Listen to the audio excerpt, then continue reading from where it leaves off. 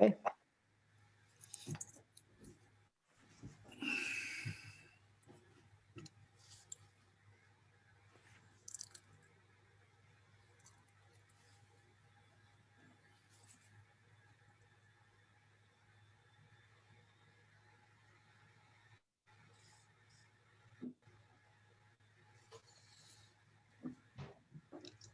Are we on? Can Yep, we go start? ahead, Franco. Yep, go for it. Good. Welcome, everybody. My name is Franco De Logo, and together with Paul Jossen, we co-direct the series Humanities and Technology. So Humanities and Technology is a public conversation mostly about the impact of technological innovation on humans as persons and as members of societies.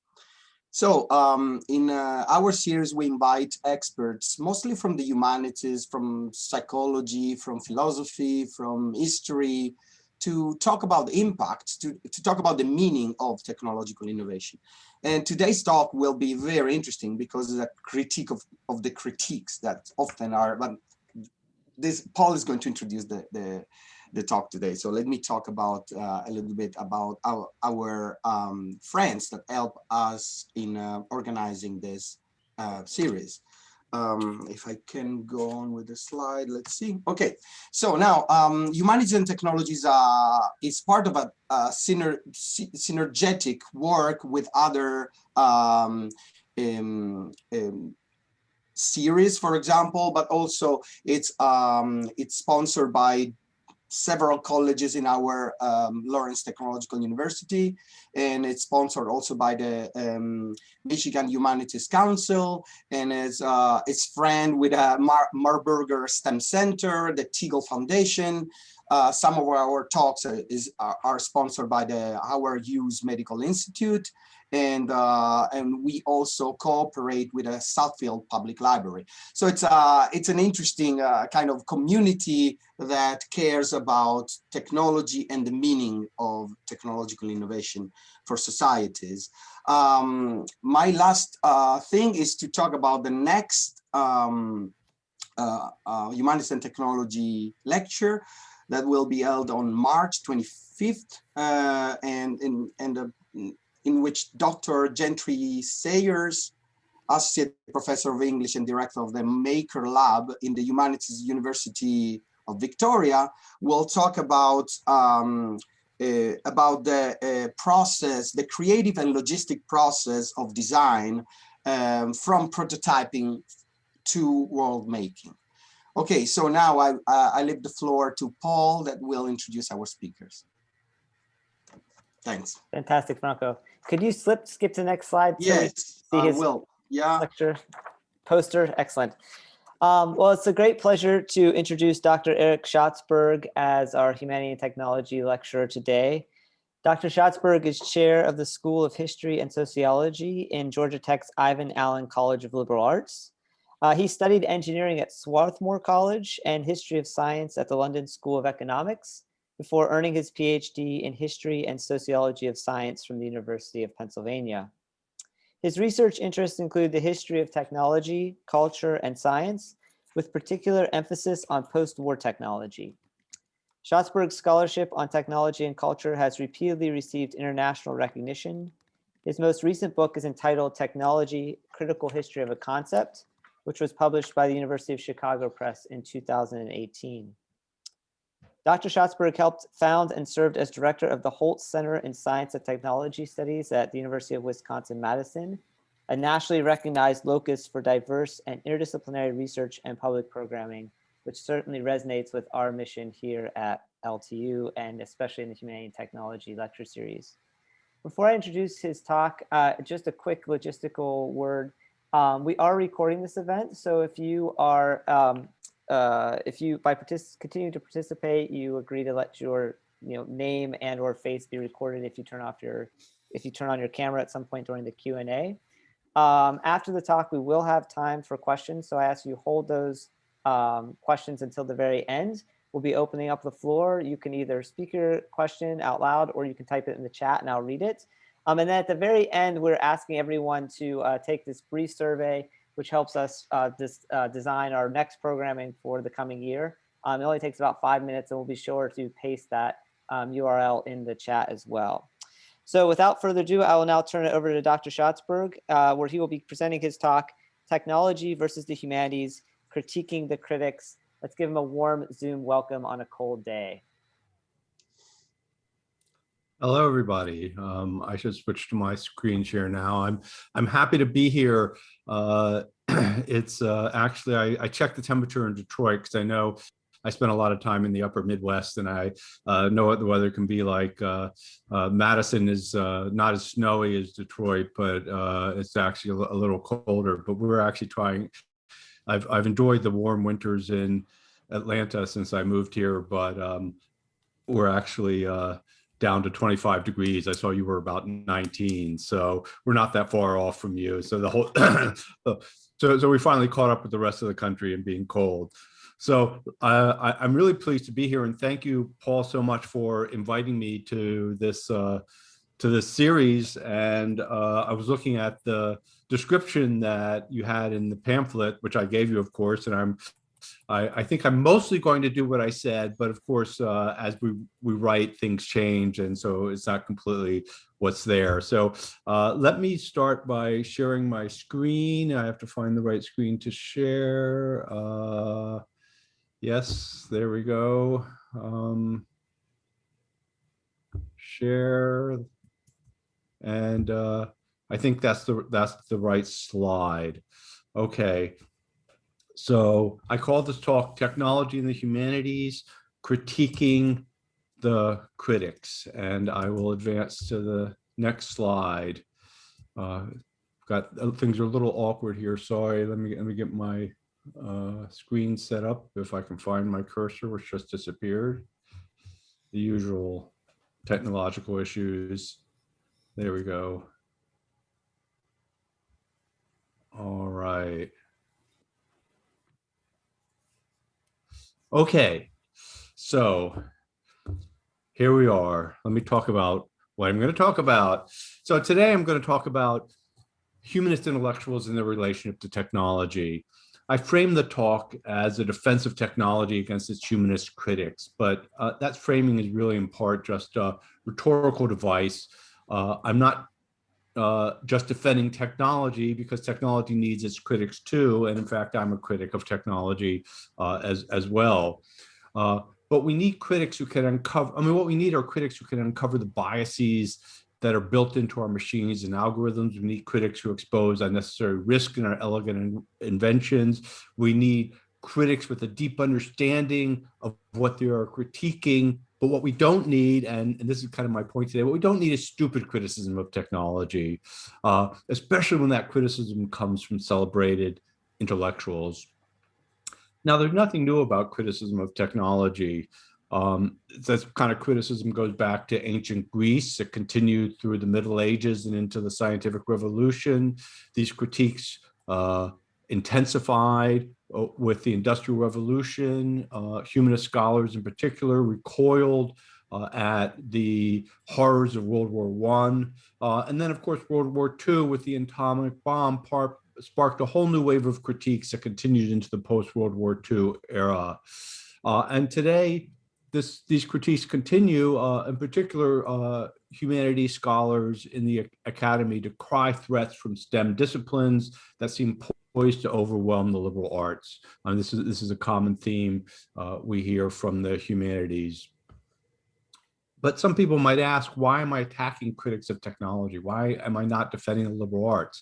I teach in the Ivan Allen College of Liberal Arts in a technological university where where the engineers are probably a lot like Lawrence, where the engineers are the top dog in the room. So don't we need to protect the humanities against narrow-minded technical disciplines? Shouldn't we be questioning our colleagues who are surrendering to the enemy, mimicking STEM disciplines by embracing fields like digital humanities and big data? So those questions, should we be defending let's see, hold on, let me see what's next. Nope, I'm not there yet, sorry. So my answer to these questions is, Eric, sorry to interrupt. Yes, We're seeing Sheeler suspended power on your slides right now. Is that where you want us to be? I just want to confirm that we're at the right. that's not where we're supposed to be. So let me see why that's happening. Okay, I am screen sharing. We do see your, yeah, looks like we might be seeing the presenter view. Yeah, that's possible. I'm seeing a different view. So let me go back to my screen share. I'm going to stop my screen Yeah, share. And then I'm going you can to, select which one. Maybe you have several windows open, and then you need to I select the see one that it. you want to share. I think Yes. that's the one I want. Yeah. Okay. There we go. Humanist select. Okay, now we're there. Sheila's suspended power is a beautiful picture. I'm glad you got to see it for a while, but I'm going to. This is going to be mostly text based, so let me go back to where I was. So I say yes, we do need to defend the humanities against narrow-minded versions of critiques from technology. I'm a humanities scholar myself. I'm a historian. I published a book recently on the history of the concept of technology. But, and here's the thing, we can do better at defending the humanities if we critically examine the existing critiques. In fact, if we take a closer look at ourselves, we can see that technology and the humanities are in fact not that far apart. So what are these humanities critiques that I want to question? A pervasive idea is the theme of technology out of control. So I'm going to move to that now. Let's see, back to here. All right, technology out of control. And this is an idea that was examined by a well-known book by Langdon Winter in his 1977 monograph called Autonomous Technology. In Winter's words, which I've got here, in Winter's words, the idea of autonomous technology is the belief that, quote, technological innovation has become so rapid and pervasive that it threatens to destroy all vestiges of permanence, continuity, and security in modern society. This is a kind of critique that we hear often these days. Now, this fear of technology out of control ebbs and flows, but it seems to have reached the flood stage in recent years. The latest best-selling author to voice such concerns is Juval Harari. I don't know if people have read his *Sapiens*. I mean, he's become this big deal academic these days. But he's got a new book out, or not that new, but 21st. What's it called? 21 lessons for the 21st century, I believe. And he had an essay in the Atlantic titled "Why Technology Favors Tyranny" that came out a couple years ago. And in this essay, he warns us that, quote, infotech and biotech will create unprecedented upheavals in human society, eroding human agency and possibly subverting human desires. This is very similar to that idea that of technology out of control that we saw in from Langdon Winter. And he goes on, Harari goes on to talk about how these upheavals threaten the very foundations of liberal democracy, and they create unprecedented systems of surveillance and control, which we're already seeing emerge in places like China and Saudi Arabia. Now, we do need to pay attention to Harari's warnings and not dismissing them, though I do think they're a bit overblown. But I don't want to focus on empirical flaws in the idea of technology out of control. Instead, I want to examine the assumptions of this thesis. And fundamentally, the idea of technology out of control is problematic because it assumes what it sets out to prove. This idea assumes that technology is divorced from the human, that technology exists as a separate domain, a domain that has technological values that are fundamentally opposed to human values. That's why technology is out of control and doing these things to us.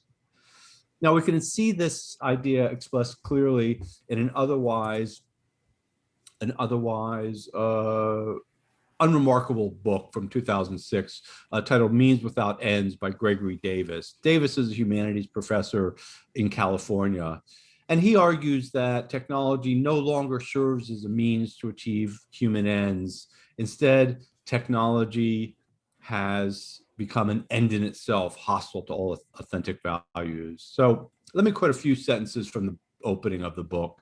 Davis starts by claiming that, quote, technology has essentially absorbed all aspects of life and culture into its own methods and purposes. Technology has absorbed all aspects of life and culture into its own methods and purposes. And then he goes on to say that we now live in a, quote, technoculture, a civilization of means dominated by the phenomenon of technology without limits, end quote. And then he concludes that this technology without limits, quote, poses a threat to the existence of humans and other forms of life on the planet, end quote. In other words, we're destroying ourselves with our technology. Technology is taking us to hell in a handbasket, or whatever metaphor you want to use. That's basically this idea. Now, I'm not dismissing the concerns that Davis expresses, but note how the framing presumes that technology is something other than human. Davis says that technology should be part of human culture in another place in the introduction, but instead what has happened is that technology has taken over and subverted culture. This is a key idea in the humanist critique of technology. But, and here's the problem, isn't technology a product of human culture? It's a creation of human minds and hands. How can technology become transformed from the human to the non-human realm? It's kind of like a magical metamorphosis, and you know, the question is, what explains this metamorphosis? And here's my argument. Let's see, do I have my argument here? Yes, my argument is that there's a magic trick here. The magic that transforms technology from something human to something non-human is rooted in the concept of technology itself. That is, the very concept of technology makes it easy to posit the idea of an autonomous technology that has its own aims and values that are external to human culture. But one thing we learn about magic is that it's not real. Magician ultimately uses deceptions to trick her audience. So let me take you on a detour into the history of the concept of technology, a history that will reveal the magician's tricks. And by the way, I meant to have a picture of my book in the PowerPoint, but here it is. If you want 100,000 words of detail on this topic, you'll find it there, but I'm giving you the super condensed version. So let's talk about defining technology. The first thing you need to know is that technology is very recent in its present day meanings. The word technology has existed in English since at least the late 17th century, and there are arguments about whether the Latin and Greek cognates, how far back they go and exactly what they meant, but that's something for the classicists and medievalists to figure out. But the thing that's important is that the term was almost never used in its present day meanings before the 20th century. Now, technology is a difficult term to define clearly. I don't know what my colleagues do who teach about this subject if you try to find a definition of technology, but I have a working definition. I had to come up with my own definition, which is the one I give to my classes. This definition, I give to my undergraduates, this definition. And so what I do is I define technology as a form of human activity, the activity involved in, there we go, the activity involved in transforming the material world for human purposes. But technology encompasses more than just human actions. It also includes artifacts, practices, and knowledge that people use to transform the material world. Fundamentally, in my view, technology is about the human process of making, understood in its broadest sense, to include the knowledge involved in making and also the things made. And so from this perspective, making bread is technology, baking bread is technology. Casting steel is technology. A Paleolithic stone axe is as much technology as a hypersonic missile. Quilting, carpentry, medicine, and agriculture all fall within my definition of technology. And we'll see there's historical reason to take this kind of broad approach.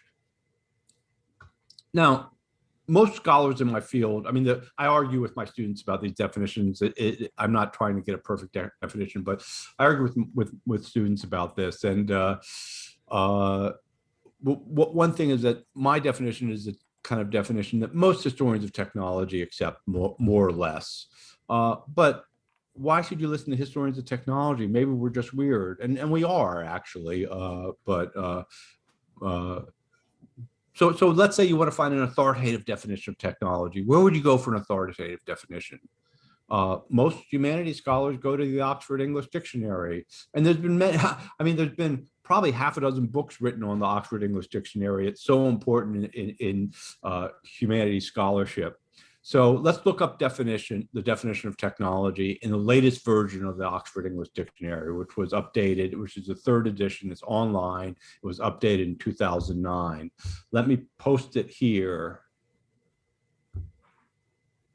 I know there's a lot going on here. I'm not going to read it to you, but fundamentally it starts with the branch of knowledge dealing with the mechanical arts and applied science, the study of this. There's a lot of internal references, and I think just glancing at it, you can see it's kind of a mess. And in fact, I analyzed this definition in a blog post from a few years ago that I titled "The Worst Dictionary Definition Ever." By the way, I sent a link to the post to the editors of the OED. They never got back to me. I don't know why. But this definition is particularly confusing for a bunch of reasons. But fundamentally, it's confusing because it mixes up distinct meanings of technology, and most significantly, it conflates the idea of technology as a field of science, which was its primary definition until the early 20th century, with the idea of technology as the mechanical arts. Mechanical arts? What the heck is mechanical arts? Let's see. Hold on. Let me get back to. I'm at the wrong spot here. Mechanical arts. What's mechanical arts? What can this possibly mean? It seems like a bizarre concept. Maybe it's something from art history class that you've encountered. Maybe it could refer to the works of Dada artists like Francis Picabia. And here's a Picabia picture that I love. My PhD advisor, Thomas Park Hughes, introduced me to this, and it's a portrait of an American girl in a state of nudity. And what it is a very careful line drawing of a brand of spark plugs called Forever. And we don't have to change spark plugs anymore, but we used to, in the olden days, we used to change spark plugs a lot. And so every young man who had a car had an experience of unscrewing these things and screwing them back in. So that's mechanical art, huh? Or let's look at another picture, and here's a picture from Charles Sheeler, the American precisionist from 1939, called Suspended Power. And what this is a photorealistic oil painting of a huge water turbine being lowered into place in a hydroelectric power plant, which are very cool things. But you can see that people are dwarfed by that object. So these works of art are important for the history of technology. Picabia was a provocateur, and his ironic drawings served to undermine strict boundaries between technology and fine art, which is something I'm going to come back to in a minute. Sheeler's painting, on the other hand, was celebratory, not ironic. It was commissioned, one of a series of paintings that were commissioned by Fortune magazine and printed in the December 1940 issue. As explained in the text, Sheeler showed these machines for what they really are. Quote, for what they really are, not strange inhuman masses of material, but exquisite manifestations of human reason. Now, I love these works of art. They're some of my favorites, because they obviously connect with history of technology. But this is not what the mechanical arts are. That's not the term that the OED is using when it's defining technology. Instead, quite simply, the mechanical arts were for nearly 1,000 years the closest synonym to what we now call technology. And so let me go back to my textual presentation and talk about mechanical arts as technology. And this is important because basically, here's a key point, that for most of Western intellectual history, technology was considered a type of art. The separation of technology from art happened only quite recently. And so what I'm going to do now is give you a brief overview of this history. I'm going to give you an overview of this history of the concept of technology, and then I'm going to come back to this question of humanist critiques of technology. And hopefully the history of the concept of technology and art will show things in a different light.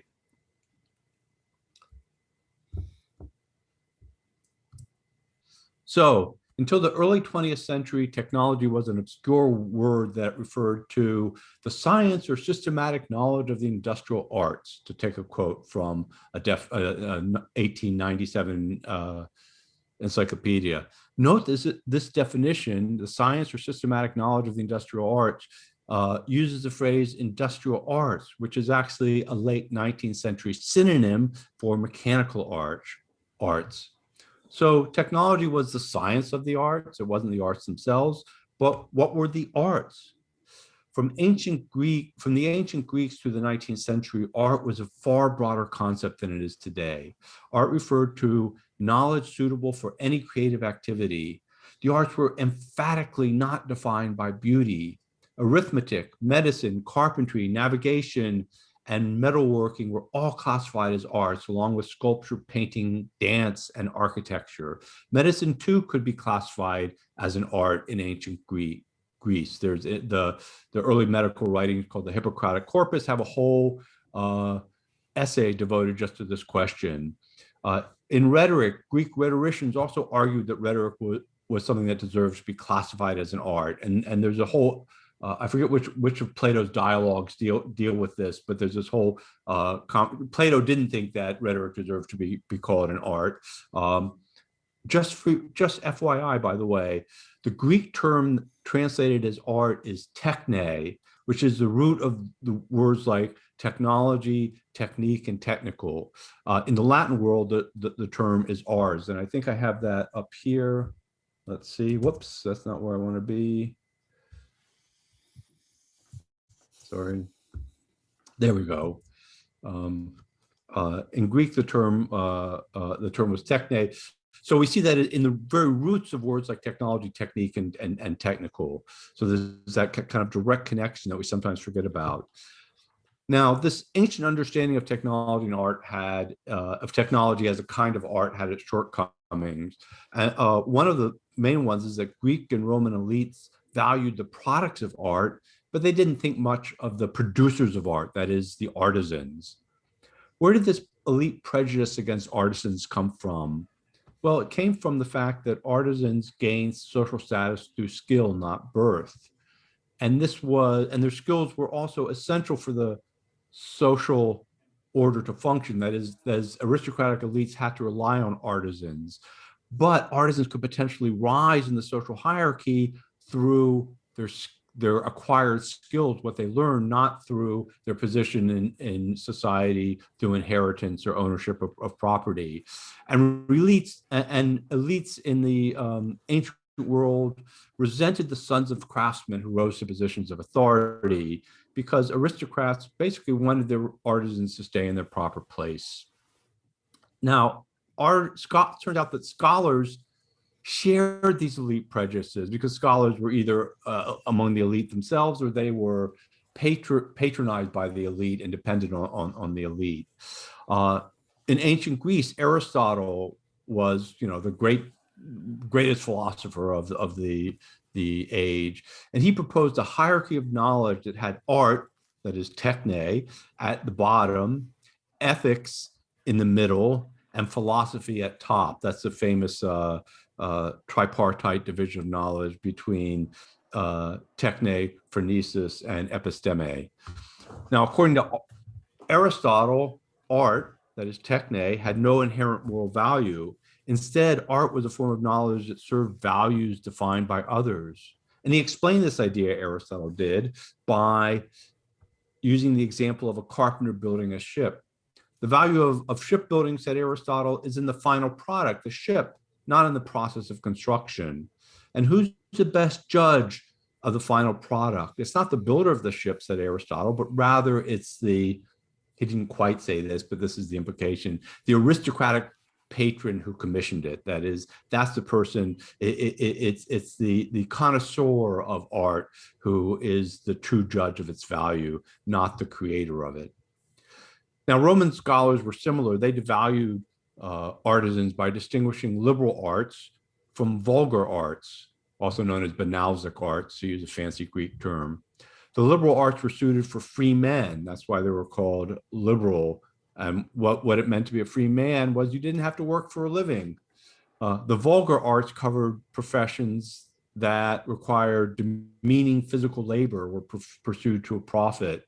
The Roman writer Cicero famously declared in 44 BCE, quote, "There can be nothing in a workshop which befits a gentleman." That's the attitude that was very common throughout the ancient world. Now, in the Middle Ages, some scholars pushed back against this denigration of the vulgar arts, particularly among medieval theologians. They created a new category called the mechanical arts in about the 10th century or 11th century. The mechanical arts, which were parallel to the liberal arts. These were the parallel to, in fact, specifically to the 7 liberal arts, which were, I don't remember, I can't name them off the top of my head, but the idea was to give some dignity to the arts of material production. And other scholars maybe didn't adapt this idea of mechanical arts, but they considered a great example is St. Thomas Aquinas, one of the greatest theologian of the medieval era. He considered all art, explicitly including the mechanical arts, as inherently virtuous. St. Thomas believed that all art embodied moral values that allowed the artist to distinguish good art from bad art. Okay, so there's this grand idea. Now, this belief in the moral value of arts gained some strength in the Enlightenment. A clear example is the Encyclopédie of Diderot and d'Alembert. There we go. Where they accepted the division between liberal and mechanical arts, but gave prominence to mechanical arts in the Encyclopédie, and they and especially there were detailed articles on particular crafts. Diderot in particular visited artisan workshops and observed and conversed with the workers to gain their knowledge directly. As Diderot confidently proclaimed in, I believe this is in the article on art in the Encyclopédie, "Let us finally restore to artists the justice that is their due." And when he refers to artists in this translation from the French, artiste, he's not referring to the fine arts, but rather to artisans. But, and here's where things change in the 18th century. While Diderot and d'Alembert are elevating the mechanical arts, they were also undermining the mechanical arts by embracing a new concept, the category of fine arts. Fine art is what we mean when we talk about art today. Now, it might seem surprising, but before the 18th century, people didn't distinguish fine arts from mechanical arts.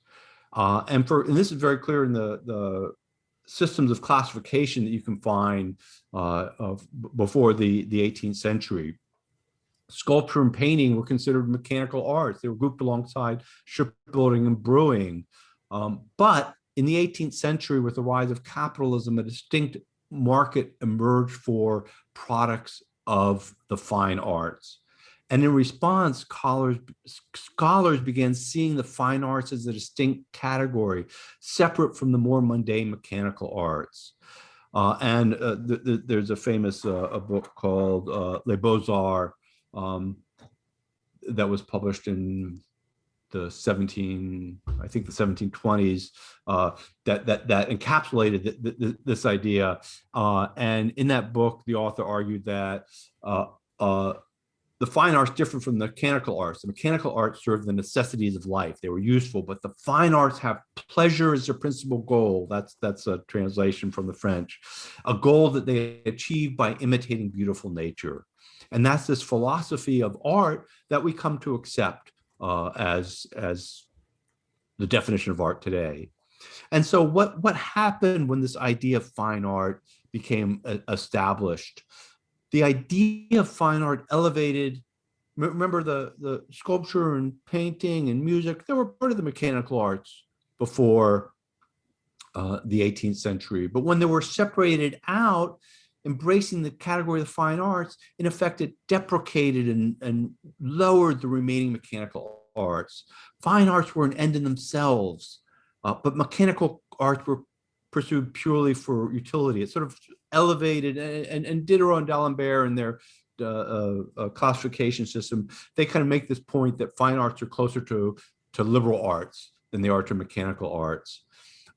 And we can see this happening, this change happening in English. The terms artist and artisan in English were used interchangeably through well into the 18th century. But by the 19th century, artist and artisan gradually grew distinct, so that the artisan referred to the person who practiced the mechanical arts, and the artist referred to the person practicing the fine arts. And the difference there is that the artist couldn't lay claim to a middle-class status, but the artisan could not.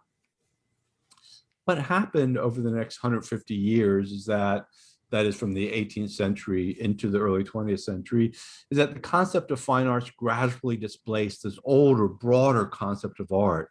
So by the early 20th century, art, if it was used alone, had essentially become divorced entirely from the meaning of mechanical arts. Art became fine art. But the problem was that there was no decent alternative to replace the concept of mechanical arts. There were existing terms like invention and science and industry that were often used. They failed to capture the amazing world of the early 20th century. This was a world with automobiles, skyscrapers, electric lights, airplanes, streetcars, telephones, phonographs, new materials. This is an era known as the Second Industrial Revolution by historians of technology. But there was no word to capture that stuff that was going on. That it was just something pretty bizarre. Now, sometimes art continued to be used to talk about these fantastic new technologies around the beginning of the 20th century. Newspapers hailed new inventions as, quote, wonders of science and art. Industrial arts, which I mentioned in that earlier definition, became a common phrase that replaced the term mechanical arts in the second half of the 19th century, until industrial arts around World War I became a term used for industrial education, that is shop class. For those of you old enough to remember shop class, it was also called industrial arts. But here's the odd thing. Scholars produced many theories about the fine arts, but not about the industrial arts. So here's this incredible transformation that was happening in the world, and there was very little going on to, scholars were doing very little to try to understand what was going on. And it was in this context that the new concept of technology emerged. And I have a whole complicated story about this, which connects to stuff happening in Germany, and I'm not going to go into all those details. But basically, technology, which was a pretty obscure word in the early 20th century, a small group of social science who were trying to make sense of industrial modernity, said, hey, this word technology, which is mostly used for places of engineering education, like the Massachusetts Institute of Technology, we can use this for this phenomenon of industrial modernity. And the most important person in creating a new definition for technology was Thorstein Veblen, the iconoclastic social science. All right, let me get us back to where we should be. The iconoclastic social scientist. In the early 20th century, Veblen gave the previous obscure term technology a new meaning. He defined technology as, quote, the state of the industrial arts. So before it was the science of the industrial arts, now it was the state of the industrial arts. That's an important distinction. He was essentially connecting, making technology not the study of something, but he was making it into the thing itself, the thing that we now call technology. Why does all this matter? And I've given these talks at various times throughout the year, and people say, oh, words aren't important, but for humanist scholars, words are important, I think. And it matters because it creates a division, a shift in the meaning of the old term technology. Okay, I'm sorry, I'm getting a little ahead of myself. This new definition of technology as the mechanical or industrial arts it represented a major shift, but there's a shocking twist. The scholars who helped create this new meaning didn't recognize what they had done. Veblen didn't acknowledge that he was creating a new meaning. He created new meanings all the time. So I think it didn't particularly bother him. But people came across this new word, and this happens sometimes. This happens with slang all the time. We come across a new word and say, hey, this was cool. What's it mean? Okay. And then we start using it as if we always used it before. But in fact, the scholars who helped create this new meaning didn't recognize what they had done. And furthermore, scholars soon forgot the explicit definition of technology that Veblen had that connected it to the industrial arts. So by the 1920s, technology became a more common term, but in an amazing case of historical amnesia, the term technology completely lost its connection to the 2,500-year discourse about art and the nature of art that goes back to the ancient the ancient Greeks. So we've completely forgotten that our technologies were once regarded once classified as art. And this matters for reasons that are closely linked to the humanist critiques of technology. And of course, I'm running a bit behind in my time, so let me try to speed things up. There are two reasons why when we stop thinking about when we lose a connection between technology and art, we lose a connection to the human world. Art's very closely linked to the human world because art cannot exist without an artist. And here's something, which humans are responsible for technology? Who are the creators of technology? Engineers? Some technology, not all technology. Most technologies aren't in design anyway, but I was an engineer back in my earlier career, and I didn't do much creating of new things. Scientists, technologists, inventors, none of these terms are quite right, even though all these people can quite create technology. We don't have a comparable term for the creators of technology like the artists. And as a result, and this might be a little bit of a stretch, but I think it's true. It's easier to think of technology as being divorced from human creators because we don't have a simple term for the creators of technology. And I'm going to skip this next part just because of time, but I thought I'd do what I did was a little experiment with putting the. I'll do it. Let's put instead of infotech and biotech in this quote from Juval Harari that I had earlier, let's put information and biological arts. So let's use the word art for technology.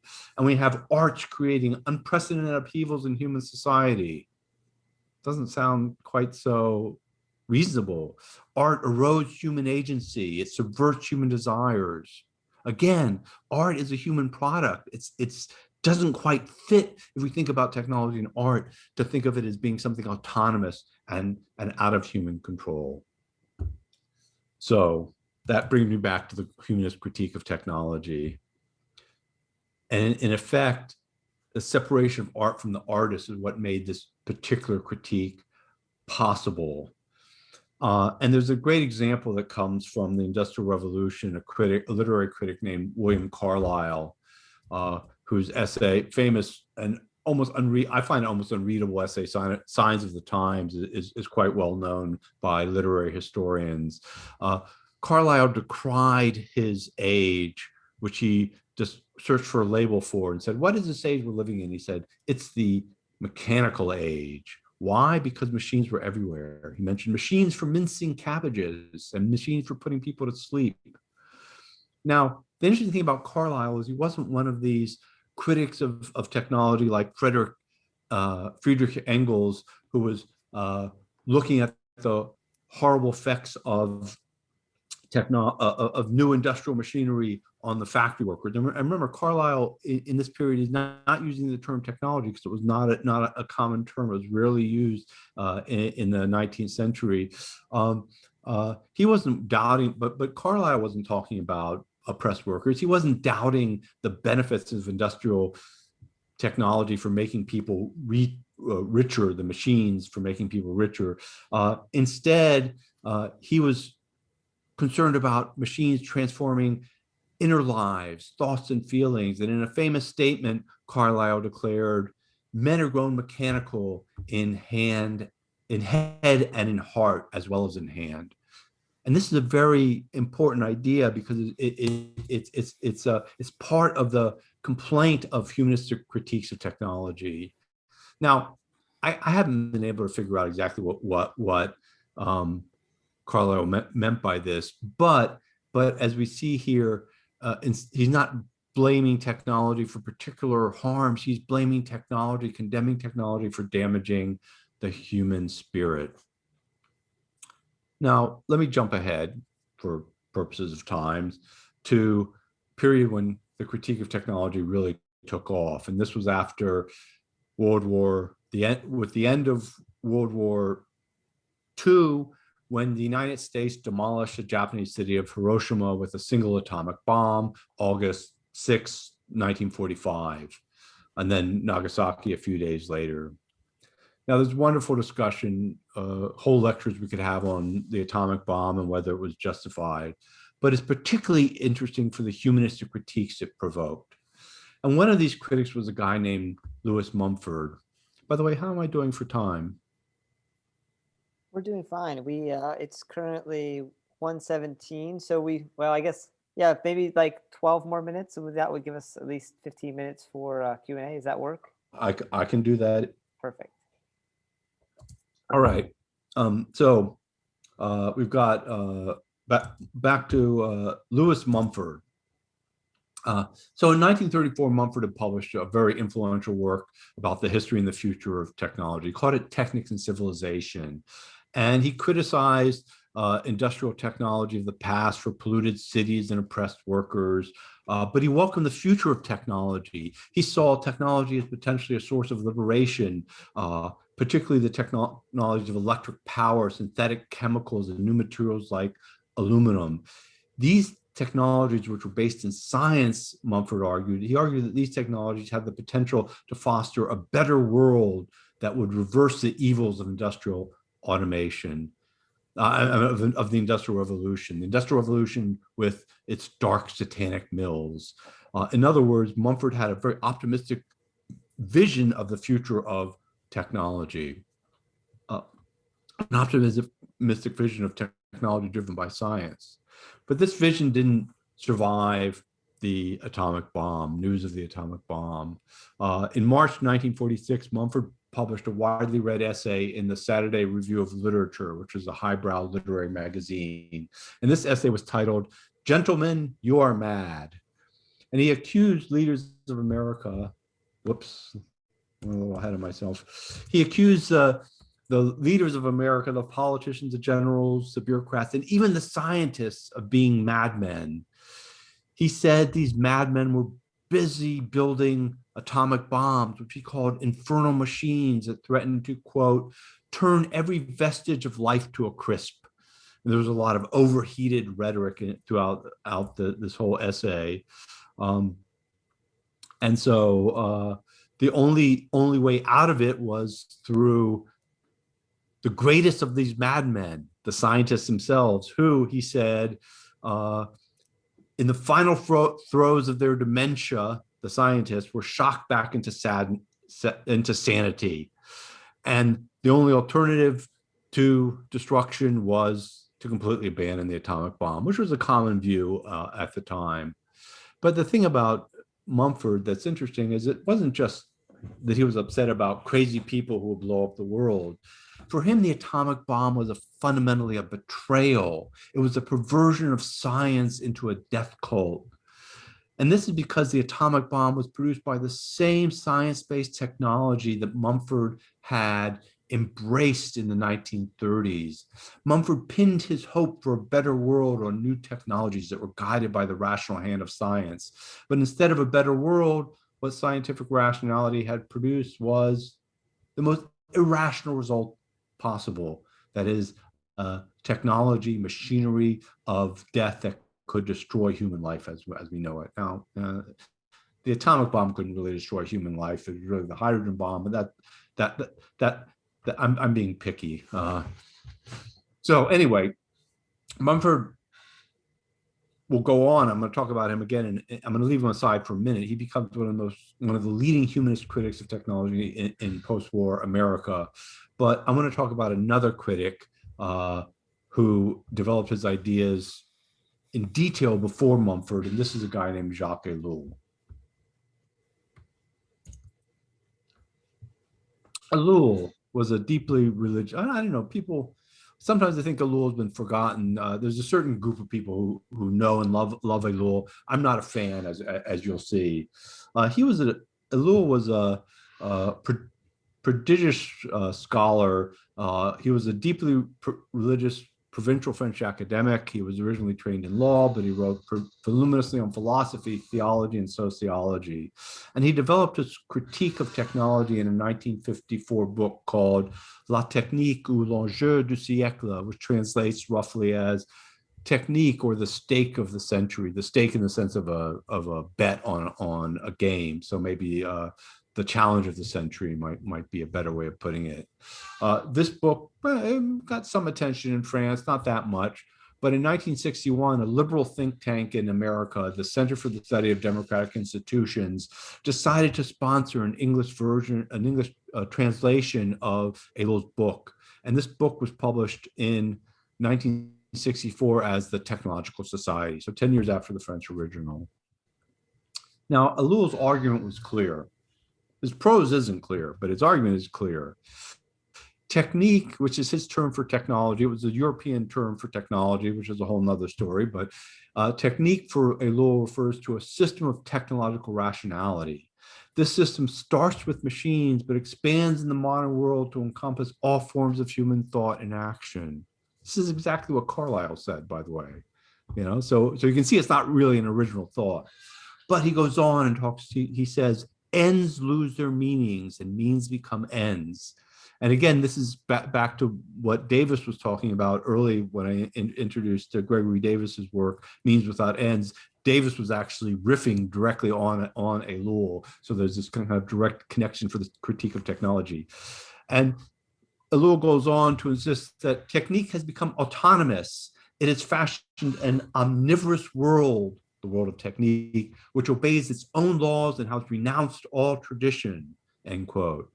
And then he talked about technique as this expansive force. It invades non-technical domains. It converts, quote, every non-technical activity into technical activity, end quote. And then Ellul goes on to deny that he was a pessimist, even though he had no way out of the state of affairs. He says, I'm not a pessimist. There's solutions. I don't know what they are, but they're solutions. And he goes on to say, and here's an example of his unpessimism. Quote, enclosed within his artificial creation, man finds there is no exit, that he cannot pierce the shell of technology to find again the ancient milieu to which he was adapted for hundreds of thousands of years. And this idea that technology is creating this new world that is alien and not human. This is the fundamental point. Now, he's a scholar making an argument. He's not making an argument through evidence, though. He simply asserts his fundamental points as self-evident. He has a lot of empirical details in it, which he takes from secondary sources in his book, The Technological Society, but it's not an argument from evidence. He says, for example, at one key point, how can anyone fail to see? He doesn't delve into the details of technical choice. He provided no comparison of technical non-human and non-technical human activities to see their differences and connections. In fact, he insisted that technical rationality, quote, excludes spontaneity and personal creativity and destroys, eliminates, or subordinates the natural world. Again, this is a certain kind of critique of technology. And again, he didn't provide evidence for him. He declined to discuss these aspects of technique in any detail, quote, because of their obviousness, end quote. So Obviously, I'm not a fan of Elul. Why did this book make such a splash in the United States? It did. It got a lot of attention. It was very important for historians of technology, and it hadn't gained much attention in France, but it gained attention in the United States a decade after its original publication. Well, for one reason, it resonated with American intellectuals because this was the era of greatest technological enthusiasm of Apollo, just before the disillusionment with technology that came with the later 1960s. But we had images of commercial space travel, domed climate-controlled cities, and even though the technological society, Elul didn't have anything substantive to add to critiques of technology. It reflected a weakness in American thinking about technology in the era. And it also only made sense. It was only believable given the complete rupture between the concepts of technology and art. Because remember, technique is divorced from creativity. That's only possible to think that way when you separate technology completely from the concept of art. Let me wrap up with a little bit about Mumford. Mumford became increasingly pessimistic after World War, as the post-war era moved on, and he went from being a technological optimist to being one of the most negative critics of technology among literary intellectuals. He developed this idea that modern technology was what he called the mega machine. The mega machine was this all-encompassing, tightly controlled system that was constructed of both human and material components. Like Elul's technique, the mega machine was dedicated solely to its own enlargement, perpetuation, and aggrandizement. And Mumford wrote hundreds of thousands of words on this topic. He produced a 2-volume critique of the mega machine called The Myth of the Machine. And the second volume was a key volume. It appeared in 1970 called The Pentagon of Power. And in this book, Mumford stridently denounced modern technology as the ultimate mega machine. He defined it as instrumental reason run amok, not a means to an end, but an end in itself. In the form of the mega machine, argued Mumford, technology was no longer an integral aspect of culture, but rather its enemy. But again, this is an argument that only made sense when technology was completely divorced from the idea of human creativity, something that Mumford really embraced and believed in, in 1934. He embraced the idea of technology as part of culture, but now he saw it as completely divorced. And this was this huge turnaround. So let me conclude then. I know I'm being unfair. This is for purpose of argument. There are other humanistic critiques of technology that are much more nuanced. I've focused on a particular aspect of the humanist critique of technology, the idea that technology was a separate domain governed by its own values and divorced from the human spirit, because this vision of technology, I think, is particularly widespread. And I think it's particularly widespread because, in a way, it's the inverse of technological enthusiasm. And I think we can see this if we consider automation as an example. And by the way, Elul considered automation this huge threat in the 1950s. In the 1960s, Mumford considers it this great threat. Harari, as I mentioned in the past couple of years, he's considering it this great threat. Now, the interesting thing is that automation pessimism is in many ways the flip side, the inverse of automation enthusiasm. Technological enthusiasts are embracing the idea that the growth of automation will eliminate human work, even skilled work. This probably comes from people who don't much like their jobs, or at least think that most people don't like their jobs. And so they like the idea that automation might eliminate half of all current jobs. Now, technological pessimists, the critics of technology, also accept this premise that automation is destined to eliminate jobs, even though this is a prediction that's been repeated over and over again. And it's like a lot of these predictions, Now it's really going to happen in the next 10 years. It's really going to happen. Automation is really going to do all these things we've been saying it's going to do since the 19th century. But instead of celebrating the elimination of work, they see job losses as a threat to democracy and a threat to the social order. And it might be, but not inherently because of technology itself. And the funny thing is that a group of the president of MIT commissioned a group of MIT faculty to look into this idea of the jobless future and the threat of automation, and they came to an interesting conclusion. They came to the conclusion that what was more likely to happen in the next decade or so is a shortage of labor rather than a jobless future, in part because of an aging global population, in part because of the shift of people to new occupations, and in part because the optimistic predictions of the elimination of work by artificial intelligence and automation are almost always overblown. And so let me conclude then.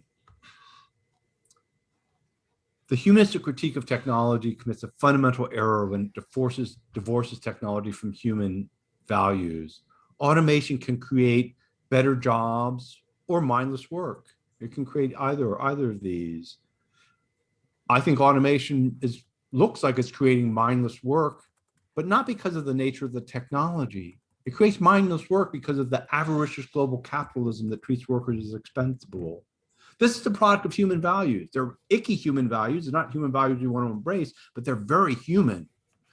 Artificial intelligence may also make war more mindless and destructive, but not because these goals are inherent in artificial intelligence. Instead, the danger from AI technology in the military comes from pervasive global insecurity that's created by our system of competing nation states. This warmongering is, again, a human value. So it's tempting to blame technology for these particular evils, but the evils of technology, while real, are human evils.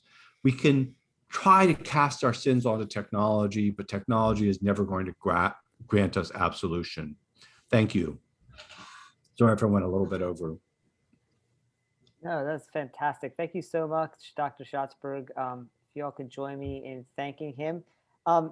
Eric, it might be easiest if you wouldn't mind stop sharing so we could kind of see faces. Done. And then we could go back if people have specific questions about the chat, about their slides. But we have a solid 12 minutes of Q&A. We have a snow day here at LTU, so no one's rushing off anywhere. If we can maybe let that spill over a little bit.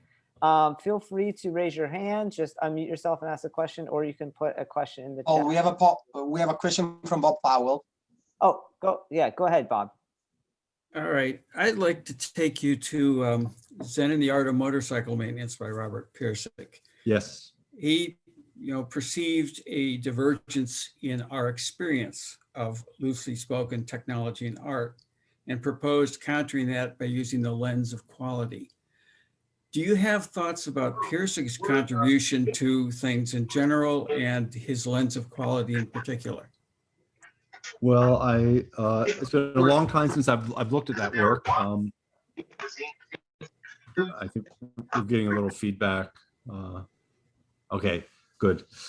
So the answer is basically, I don't remember Pirsig well enough to comment on that. I know I did look at it, but I thought that he kind of took for granted. You see, part of the issue is that when scholars take for granted the separation of technology and art, there's a lot of philosophical discourse that tries to bring them back together. And this is kind of like reunited what's been separated. And so without recognizing that there's this inherent unity, I think there's something problematic by these attempts to bring it back together. But specifically on Pirsig, I know that was a really big book, and I'm sorry I'm not sufficiently engaged in it to respond in detail to your question. Okay, thank you. Dr. Vivian Cowell raised her hand. Go ahead, Vivian. Hi, Eric. My name is Vivian Hi. Cow. I teach here at LTU, and one of the classes I teach is Introduction to Humanity and Technology, which is Wow. part of our new Bachelor of Science in Technological Humanities. And this is my first time teaching it. I'm actually not trained in science and technology studies at all. My background is literature and composition. But so far, I think it's been a really fun class to teach, and I think the students have done really well. And we do read some of the work from Elul that you mentioned. We do talk about, all of the multiple and multi-dimensional meanings of techne, and I guess I'd like to bring one other text that we read in that class that I take the students through, even though it's extraordinarily difficult, and that's Martin Heidegger's The Question Concerning Technology. And so in that particular critique, his is also a humanist critique, right? Very much so. Of technology, but his particular critique is not actually about autonomy or about what technology is doing to us, or whether we will continue to have control over it, or it's going to control us, or any of these things. For Heidegger, we talked about in class the fact that technology is not like the collection of gadgets and gizmos through which we come to interact with technology. It is in fact a way of thinking, right? It is something like an ideology that makes it possible for us to think about the entire world, all of its resources, including human beings, as part of what he calls the standing reserve. So it's Estelle. all the things that can be used to make other things, right? So in other words, that we, nature, human beings, everything becomes sort of raw material to be made into something else, right? In the name of human progress, in the name of making money. But Sure. in any case, it's just that the world no longer has anything sacred about it. Right, it's a total desacralization of everything that that had perhaps some sort of essence on its own. So Right. I'm wondering what you think about this particular humanist critique and how it fits into your critique of the humanist critique. Sure. I don't think much of Heidegger. I don't. I think one reason why people think Heidegger is so profound is that he's so hard to understand, and that by the time you've invested a lot of time trying to make sense of him, it seems like he must have something deep to say. What Heidegger does very much is take this idea in German. The term is Technik, which is quite important because technik is technique, and it is a word used for technology. Like if you electrical cause that will be labeled in a German university, you can see they're labeled Technik, which is where the technology is, the routers and that kind of stuff. But this idea of technology, so he says the essence of technology is not anything technological. There's that famous thing. Now, by the way, the translator of Heidegger had a lot of problems to do, and there are a lot of it's my German is not that good, but it's very hard to make sense of Heidegger in the English translation because there's a lot of wordplay. But basically, this idea that technology is an ideology that views all the world as something to be taken and used up. In my view, that comes from capitalism. There's nothing in the mechanical arts themselves that are of essence linked to seeing the world as something that you can despoil and use as as your what's the word, storehouse. It's just a storehouse of stuff that you can draw from. And the interesting thing is that in the pre-war era, so he wrote that essay just after World War II when he was an unapologetic Nazi, but that's fine. I mean, I like Zombart's work, and Zombart became a Nazi too. I mean, there's some we have to keep that in mind. We can separate that from the their scholarly work to a certain degree. But the thing is that there had been a wonderful literature of engineer philosophers before in the Weimar period and even before. There's this tradition of engineering philosophy, and these engineers made an argument that was that was widespread in Germany, that technology, Technik, was part of culture, and there's this whole argument about Technik and culture. Heidegger, and they made lots of arguments for why this should be so in great detail and quite sophisticated, and a lot of it was connecting technology back to art. That is art part, so technology is part of culture the same way that the fine arts are part of culture. It's an expression of human values. Heidegger just denies that. And he does it not through, his argument seems sophisticated because he's talking about, he's talking about Greek philosophy and all this kind of stuff. But when he makes his argument about Gestell, about the standing reserve, he just asserts that, right? And it's a fine assertion, but he doesn't say where it comes from. He just says, it is what it is. And he has that one thing about, that's what I think is kind of a silly argument about the hydroelectric plant on the Rhine or something like that being, that's like its only example of a modern technology in the whole thing. I don't think he really understood much about modern technology. He certainly didn't understand what engineers did.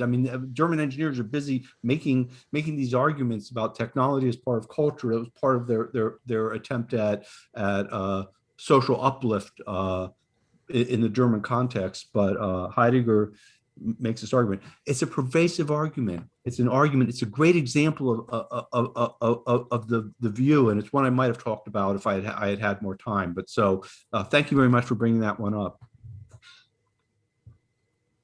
Dr. Matt Cole has a question he posed in the chat, and then I saw Dr. Julia Kiernan is up in the queue next. Matt, I might ask you to unmute and just restate your question, just so that I'm worried if I read it, I might not get to the point you're trying to raise, if you're there. Yes, I'm here. Can you hear me? Yeah, we can hear you. All right, so I guess it seems interesting, and I'm just curious for observation. By the way, thank you so much for the talk. It was very comprehensive. But what's interesting to me is in thinking of art as something that, like fine arts, for example, that you would commission a work of art. So the historical significance of that concept of a work of art, of fine art, as something that has intrinsic value, regardless of if it was actually made. So the notion of commission seems to be parallel today with the concept of technology as something that people will invest in the stock market, regardless of any product. And it's this idea that has that the idea could be so sort of like commissioned by the investor pool, and then the money comes in, and now you get something that could benefit humankind. Just curious your observation of that. Or not benefit the investors. Not, I don't know. Part of this has to do with the creation of markets and the rise of capitalism in the 18th century. And because before the creation of markets for art, almost all art was done on spec. That it was done by a patron, and you would do something. The bishop would tell you, would have the medieval artists, do a triptych for the altar, that kind of thing. And it had a utilitarian purpose too. It was used in the liturgy. It was part of it had a religious function. So much medieval, almost all medieval art had that. Now, if we see when art becomes a commodity, it becomes something that people can speculate with, and you see that with art, it's not its intrinsic value; it's just driven by market value. And so, technology, ideas about new technology, I think, kind of parallel that, the idea, and when we see, I mean, this happened with Amazon and many other companies before the 2000 stock market, tech stock market bubble burst. So many of these companies became hugely valued without having produced a product, let alone a profit. And so we still see that today. I'm suspicious of those kind of companies, but some people have made a lot of money investing in them. Well, I only bring it up because we're a technological university that tries to link together our mission to help students through a well-rounded education, for example, in the STEM fields, use that innovation with technology to better humankind. Yep, same here at Georgia And that Tech. takes money, though, and that's my point. So if you Yeah. think of, you're right, Amazon is a prime example of where that money has now created an entire technological operating system, Amazon Web Services. Oh yeah. Sort of an So, I mean, that wouldn't have come. But let me give you some example of what the implications of what I'm talking about are for students in technology, students who want to be innovators. They're artists. They're expressing human ideals, and I think that for engineering students today who want to innovate and they do want to make the world a better place, they need to think quite consciously about the social changes that they want to bring into effect through technology, that this is an expression of particular human values. And if they don't want to express the values of, say, predatory capitalism, but creative capitalism, I'm not being anti-capitalist here. I mean, obviously, capitalism allows a lot of all the new products to flourish, but they have to think about the ideals that are motivating the things that they're creating. Does, I mean, do we really believe that Google abides by its motto, do no evil? I don't know. That's all another argument we can make. But yes, if we bring art back, the ideals of art back into technological innovation, I think it imbues it with a greater sense of how moral values shape technological innovation. Dr. Kiernan. Hi, thanks for the great talk and thanks for taking my question. So my background is rhetoric and composition, so I'm pretty familiar with Techne. Yeah. But as somebody coming from the field of rhetoric and composition, a great deal of what I do is in pedagogy as well. So I'm wondering, in terms of, the undergraduate curriculum and the way that art and technology have been separated out and compartmentalized, whose job or whose role is it to bring them back together, right? Because we're hearing a talk of the humanities, and this does happen a lot in the humanities classrooms, but if we don't hear these same connections made in these STEM classrooms or these engineering classrooms, does it just fall on dead ears with the students? So I was wondering if you can speak to that, to maybe curricular initiatives at your own institutions or any other that you've been part of. Sure. Thank you. The dream of everybody in science, technology studies is to have their courses be required by the engineers. Everybody in engineering institutions. It's the same thing. I don't know what percentage of your students are engineers. We're about 80% engineers and computer science at Georgia Tech. So we're one of the heavily engineering intensive institutions that I think Lawrence is as well. Is that right?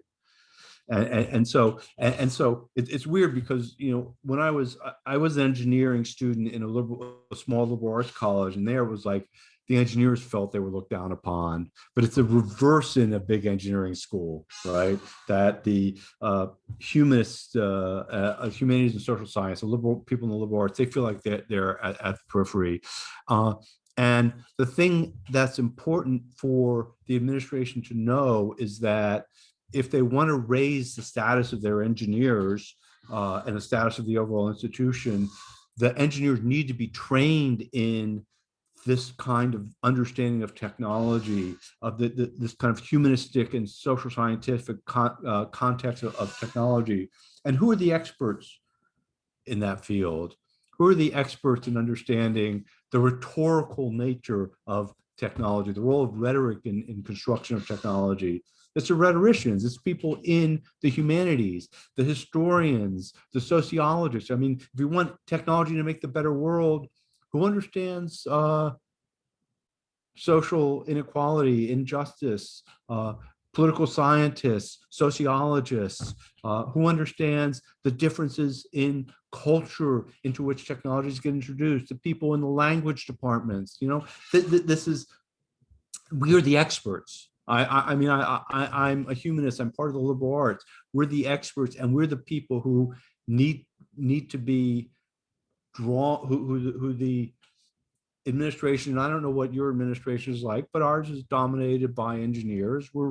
We are unusual now that we have our newest president is actually trained in experimental psychology rather than in or cognitive psychology rather than engineering. But still, most of our leaders are engineers, and they're good people, and they care about these issues. But it's not going to work if they try to teach it themselves, because they've got to get those grants to keep their labs running, and we're the ones who have the expertise, and we can teach people in technology and people who are in the liberal arts. It can go both ways.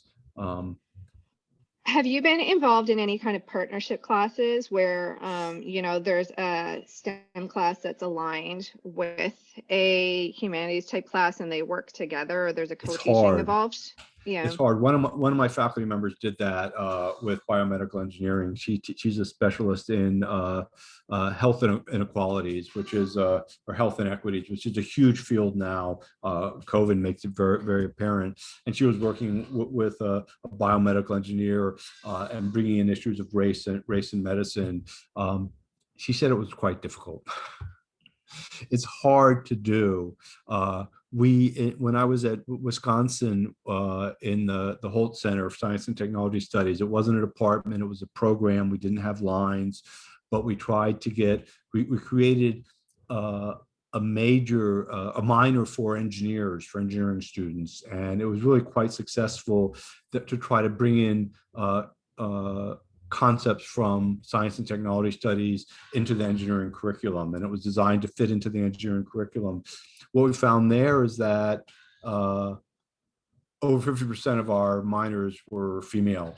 That particularly attracted women who wanted this broader context, even though, as you know, I don't know what it was at Wisconsin, but it was certainly, it's less than 20% of bachelor's degrees these days. Last time I looked at the NSF data are earned by women, you know. And so again, this points to a way of creating more gender equity. That is, if we put more context into it, just because of the way, different ways men and women are educated, I think it's a way of attracting, it's a way of humanizing all engineers, but it's also a way of addressing this issue of gender inequity in engineering. So not much is the answer. Well, actually, we have two questions on the queue, but before I turn to Thomas Sutter, I just want a quick follow-up on that point, use my prerogative as moderator.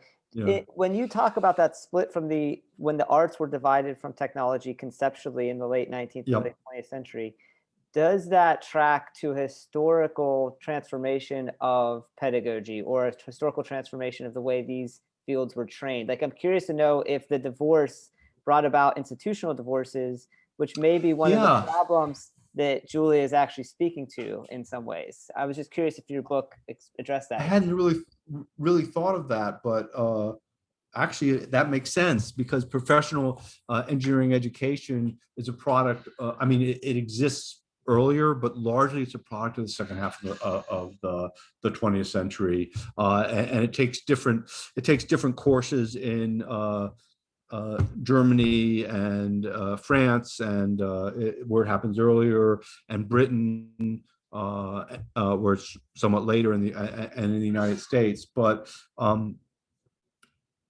initially, I think in the conception of MIT, which is one of the first technical institutions conceived in that matter, it was the first Institute of Technology. Before that, they're often these kind of places were called polytechnics, following the École Polytechnique in France from the late 18th century. But when MIT was established, it was going to have a museum. It was going to include fine arts as well.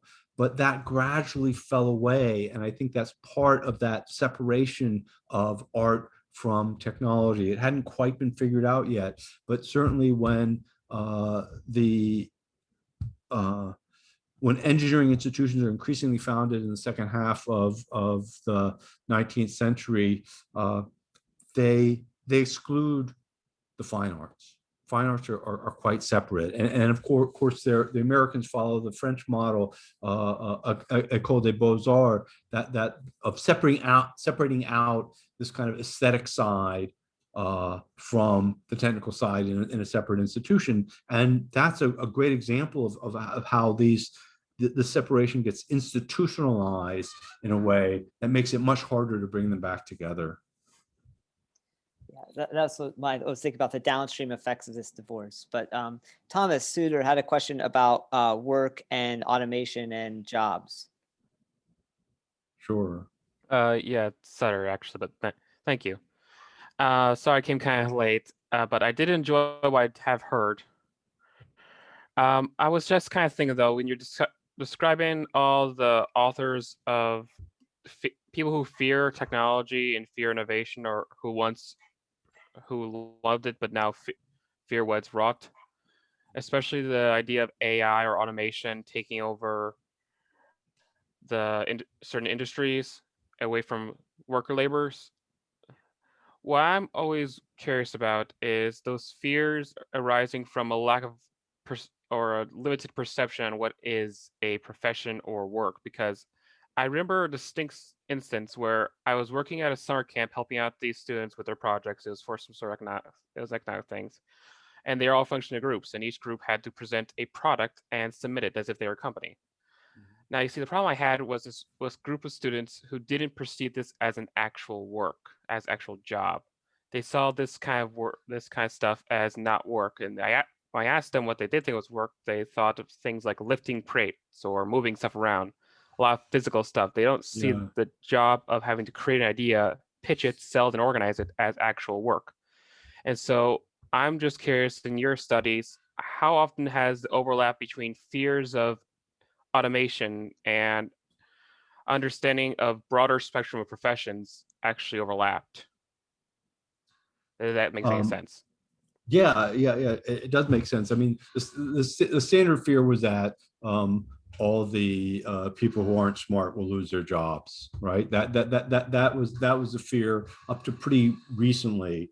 But what's happened with AI is that there's a lot of the concerns about people in more advanced professions losing their jobs, and so we can have, and a standard thing, they talk about how the Google's machine learning machine was able to beat the Watson's more traditional programming after just 4 hours of learning by playing chess against itself. And this and it's like, oh my God, what will AI be able to take over? What will be left? Maybe engineers will be engineered out of work, and things will be created. So now, that might happen, but it's a new concern. It's not just fear of the lower classes, which is something that intellectuals and scholars have had, concerns of lower classes as either disruptive or as a liberating force, which is what Karl Marx's whole idea was.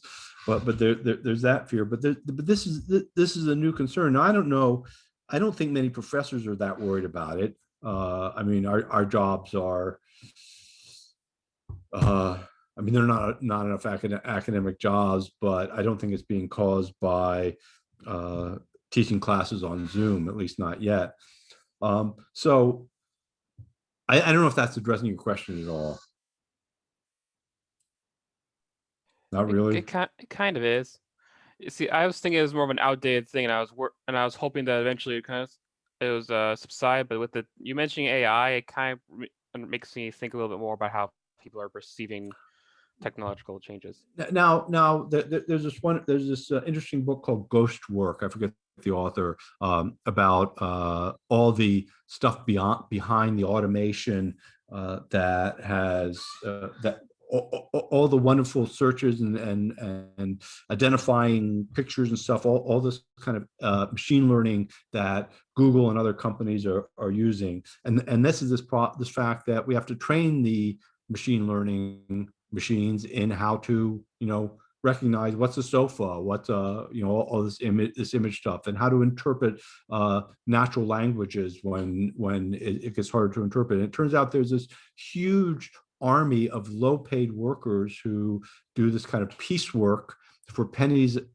a time, and they're scattered all over the world. And some people like it, some people hate it, some people put in long hours for low wages, completely unregulated. This is a world that was created because of the limitations of AI, and it's work that is made necessary by the way the technology is being deployed. It does not have to be that way. We don't have to use our online technology to make it easier to exploit workers. That's a choice, and that's something that comes again. This is not inherent in the technology itself. This is making stupid jobs is something that's produced by a certain kind of capitalism. I mean, other capitalists know that making jobs interesting and investing in your workers actually can pay, but there is this kind of sense that when you can get away with it, having underpaid workers is a good business model. And that's an example of something that's connected to AI, this idea of ghost work. All right, we are already at 2 o'clock, so I think I'm going to stop the formal presentation there. Let's thank Dr. Schatzberg one more time for this really excellent talk. I thought it was really fantastic, super provocative. So thank you, Eric.